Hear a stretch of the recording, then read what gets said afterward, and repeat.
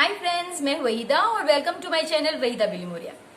अब आज time waste नहीं करेंगे फ्रेंड्स, जल्दी जल्दी हमारा पार्ट 2 एक्सरसाइज 7.2 का कर लेते हैं, क्योंकि हम बेसब्री से इंतजार कर रहे थे, आप भी और मैं भी, कि कब ये वीडियो करे और कब हमारा लेसन खत्म करे ताकि हम रिवीजन कर सके। तो चलिए शुरू करते हैं second part of our exercise, last exercise of congruence of triangles. Welcome friends to part 2 of exercise 7.2।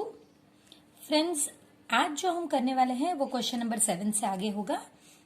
तो फर्स्ट क्वेश्चन है, in a squared sheet, that is question number 7, in a squared sheet draw two triangles of equal areas such that.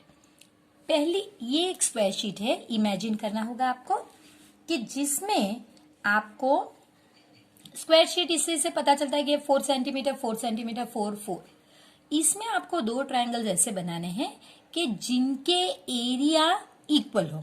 आपको पूछा ही गया कि उनके area क्या होने चाहिए, इक्वल होने चाहिए, और वो ट्रायंगल्स कॉन्ग्रुएंट भी होने चाहिए। तो देखिए फ्रेंड्स, मैंने आपके लिए ये ड्रॉ करके रखा है। तो इसमें आप देख सकते हैं कि इसका एरिया पहले ढूंढते हैं। So area of triangle ABC is equal to half into, क्योंकि ये राइट एंगल ट्रायंगल है, इसका फॉर्मूला हो रहा है दो जो इसकी लेग्स है, ये लेग्स कहलाते हैं राइट एंगल ट्रायंगल के, इनका मल्टीप्लीकेशन। तो आप लिख सकते हैं प्रोडक्ट ऑफ टू लेग्स। आप इसके अलावा आप यहाँ पे साइड का नाम भी लिख सकते हैं। तो देखिए, हाफ इंटू ये एक लेग, सो AB, और ये दूसरा लेग तो BC। तो इनके लिए आपका हाफ इंटू ये 4 और 4, तो ये हो गया आपका 8 जो भी सेंटीमीटर है उसका स्क्वायर, क्योंकि ये एरिया है। तो ये हमारे पहले ट्रायंगल का। अब दूसरे ट्रायंगल का देखते हैं। So area of triangle ADC, half into, अब इसके दो लेग्स कौन से हैं, AD और DC। सो आप लिखेंगे AD इंटू DC। अब आपका AD कितना है, वो भी 4 और DC भी 4। तो ये भी फ्रेंड्स आपका हो गया ये। तो ये तो हमारा कंडीशन सॉल्व हो गया। अब आप देख सकते हैं कि ये दोनों ट्रायंगल कॉन्ग्रुएंट है। कैसे कॉन्ग्रुएंट है? तो उसके लिए फ्रेंड्स, हम ये जो ट्रायंगल है इनकी दोनों की, जो कि दोनों सेम ही मेजर के हैं, तो हम पाइथागोरस से जो इसकी साइड होगी वही इसकी साइड होगी। तो हम कह सकते हैं कि ट्रायंगल्स कॉन्ग्रुएंट है, क्योंकि ये राइट एंगल ट्रायंगल है। फ्रेंड्स देखिए, ये एक कंसेप्ट है जो आपको समझना होगा कि ये राइट एंगल ट्रायंगल है, लेकिन यहां पे R अगर मैं प्रूव करने जाऊं तो बहुत लंबा होगा ना। R तो है मेरे पास राइट एंगल दोनों में, हाइपोटेनियस मेरे पास दोनों में नहीं है, तो वो मैं ढूंढने जाऊं तो ये लंबा टाइम लगेगा। इसकी जगह पे हम इसे क्यों ना ऐसे एस की तरह देखें। देखिए, आपके पास साइड है दोनों और एक इंक्लूडेड एंगल है, तो ऐसे एस क्राइटेरिया यहां पे राइट होगा, चाहे ये राइट एंगल ट्रायंगल है। तो ये एक बहुत इंटरेस्टिंग कंसेप्ट है जो हम एक आगे सम भी देखेंगे कि राइट एंगल ट्रायंगल होए तो जरूरी नहीं कि आप राइट एंगल ये क्राइटेरिया ही देखें। राइट एंगल ट्रायंगल में ये क्राइटेरिया भी आप देख सकते हैं। तो आप देख सकते हैं कि दो साइड और इंक्लूडेड एंगल सेम है, तो देयरफॉर आप लिख सकते हैं by SAS criteria triangle ABC is congruent to triangle ADC। तो आपका कॉन्ग्रुएंस भी हो गया। अब फ्रेंड, इसके बाद इसमें यह भी पूछा गया है कि आप इनके पेरीमीटर के बारे में बताइए। तो फ्रेंड्स, पेरीमीटर, क्योंकि दो साइड और हाइपोटेनियस इक्वल मेजर के हैं हमारे दोनों ट्रायंगल में, ये भी सेम है और ये भी सेम ही आएंगे दोनों के, क्योंकि उनकी साइड सेम है तो उनका हाइपोटेनियस सेम आएगा। Therefore perimeter of both triangles is same. ये आपका पहला आंसर होगा फ्रेंड्स, पेरीमीटर का। वैसे मैंने पेरीमीटर के लिए यहां पे अलग से जगह रखी ही है, जहां पे हम फर्स्ट का कहेंगे perimeter of congruent triangles are same, यानी जो ट्राइंगल्स हमने कॉन्ग्रुएंट ड्रॉ किए थे उनके पेरीमीटर सेम है। क्योंकि हमें सेकंड केस अभी डिस्कस करना है तो उसका आंसर इसके नीचे जाएगा पेरीमीटर का। तो अब हम सेकंड केस देखते हैं। अब आपको कहा गया है कि यही स्क्वायर शीट, ये जो स्क्वायर शीट आपने देखी थी ऊपर भी जो हमने रखी थी 4x4 की, उसी में दो ट्राइंगल बनाइए जो कॉन्ग्रुएंट नहीं हो। तो देखिए, एक मेरा ट्राइंगल है ये, अब आप जानते हैं और हमने आगे भी देख लिया है कि ये एक राइट एंगल है, क्योंकि स्क्वायर में सभी एंगल्स राइट एंगल होते हैं, तो इसकी वजह से ये एक ट्राइंगल है हमारा, और एक ट्राइंगल हमारा ये है। देखिए, ये मैंने यहां पे ड्रा किया है, ये ट्राइंगल की हाइट है और ये इसका बेस है। जबकि यहां पे ये ट्राइंगल की हाइट ले सकते हैं और ये बेस ले सकते हैं, या फिर आपके पास तो ऑलरेडी ऊपर के सम में हमने सॉल्व किया है, आपके पास फॉर्मूला भी है ही। तो चलिए देखते हैं क्या दोनों का एरिया सेम है, क्योंकि दोनों कॉन्ग्रुएंट तो नहीं है। तो चलिए देखते हैं। एरिया ऑफ, अभी इसको नाम दे दीजिए ए बी सी, और ये हो गया आपका बी सी, और इसको नाम दे दीजिए D. Area of triangle A B C is equal to half into A B into B C, same जो हमने आगे किया था, तो वो आपका होगा 8 सेंटीमीटर स्क्वायर। अब आप इसका करिए तो इसका फॉर्मूला क्या होगा, ट्राइंगल डीबीसी, इसकी फॉर्मूला होगी half into base into height. तो आपका बेस कौन सा है फ्रेंड्स, मैंने आपको बताया बीसी आपका बेस है, और हाइट आपका ये एम ले लीजिए। सो एम डी आपकी हाइट है, तो ये हो गया आपका 4 इंटू 4, तो ये भी हो गया 8 सेंटीमीटर स्क्वायर। तो देखिए, हमारा जो कंडीशन है एरिया सेम होने चाहिए वो हो गए, लेकिन ये कॉन्ग्रुएंट नहीं है। क्यों? क्योंकि देखिए, ये एक साइड ही मैच हो रही है फ्रेंड्स, दूसरी साइड 4 है, हमें नहीं पता ये दोनों कितनी है। ऊपर से इसमें हाइपोटेनियस थोड़ा लंबा है तो इसके साथ मैच हो रहा है, ये नहीं वो भी नहीं। एंगल, इसमें एक राइट एंगल है, इसमें राइट एंगल नहीं है, तो ये कॉन्ग्रुएंट ट्राइंगल्स नहीं है। तो ये हमारा सेकंड एग्जांपल होगा। अब इनका पेरीमीटर भी फ्रेंड सेम नहीं होगा, क्योंकि इनके मेजर्स अलग है। So perimeter of non congruent triangles are different. तो जिनके जो कॉन्ग्रुएंट ट्राइंगल्स होंगे तो उनका पेरीमीटर सेम होगा, और अगर नॉन कॉन्ग्रुएंट यानी कि जो कॉन्ग्रुएंट नहीं है उनका पेरीमीटर अलग होगा। तो फ्रेंड्स, इसी तरह आपको ये सम पार्ट्स में करना होगा।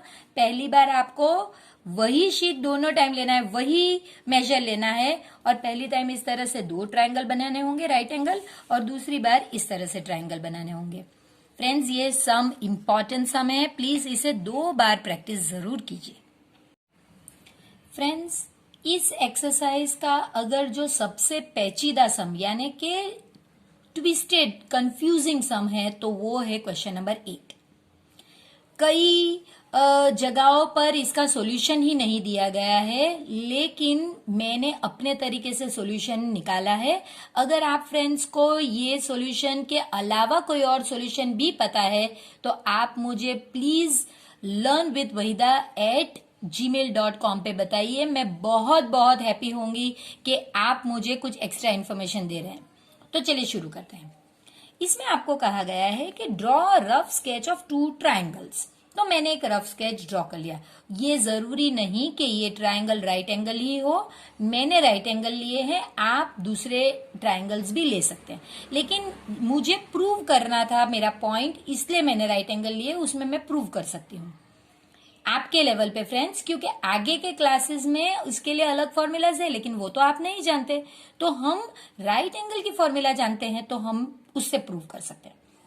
तो देखिए, such that they have 5 pair of congruent parts. मेरे ट्राइंगल्स दोनों में 5 चीज कॉन्ग्रुएंट होनी चाहिए, लेकिन ट्विस्ट क्या है कि भले 5 चीज कॉन्ग्रुएंट हो, ट्राइंगल कॉन्ग्रुएंट नहीं होने चाहिए। ये कैसी बात?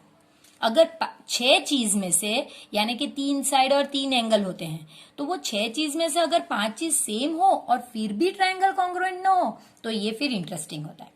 तो मैंने फ्रेंड्स क्या किया है कि मैंने राइट एंगल ट्रायंगल लिए हैं 2। अब आप देख सकते हैं कि सपोज ये तो 90 डिग्री है दोनों के, तो ये मैच हो गया। ये सपोज मेरा अगर 30 डिग्री है और इसमें भी 30, तो ये भी मैच हो गया। ये 30 60, अब ये 60 होना चाहिए, तो ये भी मैच हो गया। लेकिन फ्रेंड्स हमने आगे ऑलरेडी देखा है पार्ट 1 में कि एंगल्स कॉन्ग्रुएंट होने से ट्रायंगल कॉन्ग्रुएंट नहीं होता, तो हम 2 और चीज ले रहे हैं। देखिए यहां पे मैंने ये साइड 5 ली है, 3 और 2, और इस ट्रायंगल में 5 3, और इसका मेजर मैंने पाइथागोरस थ्योरम से बनाया है। आपको मैं बता दूं कैसे बनाया है। देखिए इसको एक नाम दे देते हैं ABC, इसको नाम दे देते हैं PQR। इन ट्रायंगल PQR हमारा हाइपोटेनियस है PR²। फ्रेंड्स हम Pythagoras property already last lesson में करके आए हैं। अगर आपको थोड़ा डिफिकल्ट लग रहा है तो आप प्लीज वो वीडियो को रिफर कीजिए। So PR² is equal to PQ² plus QR², यानी इसका स्क्वायर प्लस इसका स्क्वायर। ये हो गया मेरा 5² और ये हो गया 3²। ये 25 और ये 9, तो 34 हो गए। अब क्योंकि मैं ये स्क्वायर यहां से निकालूंगी तो ये यहां पे रूट में जाएगा। अब अगर मैं इसके फैक्टर करती हूं, पता है ना फ्रेंड्स, स्क्वायर रूट में आपको 2-2 के पेयर बनाने हैं, लेकिन यहां पे तो 2 की पेयर बनना मुश्किल है, यानी इसका कुछ सॉल्यूशन नहीं, तो ये इसलिए 34 आया। तो फ्रेंड्स यहां पे आप देख सकते हैं 5 चीज कौन सी कॉन्ग्रुएंट है वो आपको लिखना है। फिर भी आप देख सकते हैं कि ये चीज कॉन्ग्रुएंट होने के बावजूद भी कोई भी क्राइटेरिया में फिट नहीं होगा। तो देखिए angle A is equal to angle P, ये पहला। फिर ये लेंगे angle B is equal to angle Q, angle C is equal to angle R। फिर हम 5 वाला करेंगे AC is equal to PQ, AC का मेजर और PQ का मेजर सर का है। BC is equal to QR। देखिए लेकिन ना ये कोई भी कंडीशन करने के बावजूद भी ये कॉन्ग्रुएंट नहीं है फ्रेंड्स। तो इतना ही आपको लिखना है और ये आपका सम सॉल्व हो गया। आपको समझना होगा कि चाहे 2 साइड्स भी मैच कर रहे हैं, एंगल्स भी मैच कर रहे हैं, लेकिन ये कॉन्ग्रुएंट नहीं, क्योंकि इनका मेजर्स अगर आप इसे कट करेंगे तो वो इस पे फिट नहीं होगा, क्योंकि इनके मेजर्स अलग अलग है। क्वेश्चन नंबर 9 दिख रहा है कोई भारी भरकम सम, लेकिन है एक फिल इन द ब्लैंक्स की तरह इजी।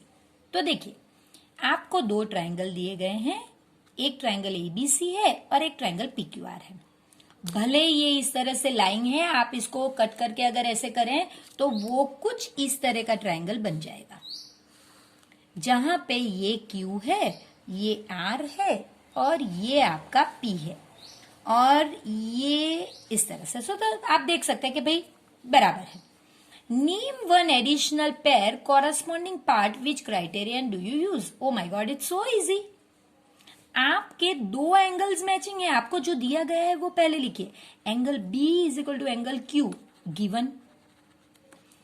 एंगल, मैं यहां पे जगह छोड़ रही हूं एक रीजन के लिए, angle C is equal to angle R, ये भी गिवन।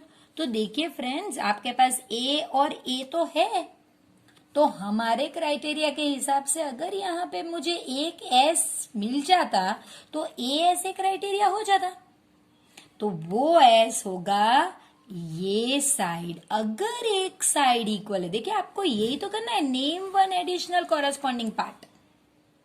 सो आप लिखेंगे ये आपका वो एडिशनल पार्ट होगा। If BC is equal to QR, आप यहां पे लिखिए एडिशनल कॉरस्पॉन्डिंग पार्ट। ये अगर होता, therefore by ASA triangle ABC would be congruent to triangle PQ। कितना इजी है फ्रेंड्स। ये आपको पता होना चाहिए। वो चार जो क्राइटेरिया है, SSS, ASA, SAS, RHS, ये आपको पता ही होना चाहिए। तो इनमें से कौन सा फिट बैठेगा, तो आपको पता चल गया भाई ये तो दो बाजू बाजू के लिए मैथ्स में एक स्पेशल वर्ड है, पता है ना फ्रेंड्स, एडजेसेंट। ये दो एडजेसेंट एंगल है, तो इंक्लूडेड साइड यानी जो बीच की साइड है वो आपको लेनी है। तो ये एक फिल इन द ब्लैंक्स का ही सम है जो एक सम के तौर पे दिया गया है। नंबर हमारा 3 था कि जिसमें आपको पूछा गया कि भाई बताइए किस तरह से कॉन्ग्रुएंट है, बस वही करना है। देखिए आपको एक्सप्लेन करना है कि ये दो भाई सेम है, तो कैसे सेम है, जो दिया गया है वही लिखिए। एंगल ए पहले यहां पे, तो उसकी डबल साइन है, देखिए यहां पे वो है is congruent to angle F, ये गिवन है। और ये क्या है फ्रेंड्स, एंगल। फिर आपको दिया गया है कि भाई एंगल बी ये कॉन्ग्रुएंट टू है एंगल ई, ये भी गिवन है। तो ये हो गया आपका एंगल। और BC is congruent to DE, ये गिवन है लेकिन हमारे काम का नहीं है। ये कैसा हो गया भाई, काम का नहीं है और गिवन है। फ्रेंड्स यहां पे आप देख सकते हैं कि जो साइड हमें दी गई है वो साइड इंक्लूडेड नहीं है, तो ये हमारे काम की ही नहीं है। हाँ, कुछ अगर यहां पे ये एंगल अगर मुझे पता चल जाता तो मैं इसे ले लेती और इसे ले लेती, सॉरी इसे मैं भूल जाती। आप कहेंगे ये क्या कंफ्यूजन है, तो देखिए फ्रेंड्स मैं फिर से फिगर ड्रॉ कर रही हूं। अब आप देखिए ABC, ये हो गया मेरा एंगल। अब मेरे पास ये चीज है, मैं ये ढूंढती हूं। इसी तरह ये एक ट्रायंगल है, इसमें मैं ये ढूंढूंगी। कैसे ढूंढूंगी वो आप देखेंगे। सपोज मैं इसे लेती हूं x, तो ये भी मेरा x हो गया, ठीक है। तो चलिए, और ये ढूंढने के लिए मैं इसे एंगल C ही लूंगी। चलिए एंगल, अब मैं कौन सी प्रॉपर्टी का यूज करूंगी फ्रेंड्स, एंगल सम प्रॉपर्टी जो हमने आगे की है। Angle A plus angle B plus angle C is equal to 180। So A is x plus angle B is 90 plus angle C is equal to 180। So ये 90 को हम पहले शिफ्ट करते हैं। So angle C, x plus angle C is equal to 180 minus 90। अब इसका answer होगा x plus angle C is equal to 90, angle C is equal to 90 minus x। ये मुझे एंगल C का मेजर मिल गया। इसी तरह यहां पे भी करेंगे। Angle D plus angle E plus angle F is equal to क्या हो गया फ्रेंड्स, ये हो गया आपका 180, एंगल सम प्रॉपर्टी। अब D कितना है मुझे नहीं पता, तो मैं D को D ही रखूंगी। E 90 है और ये मेरा x है तो 180।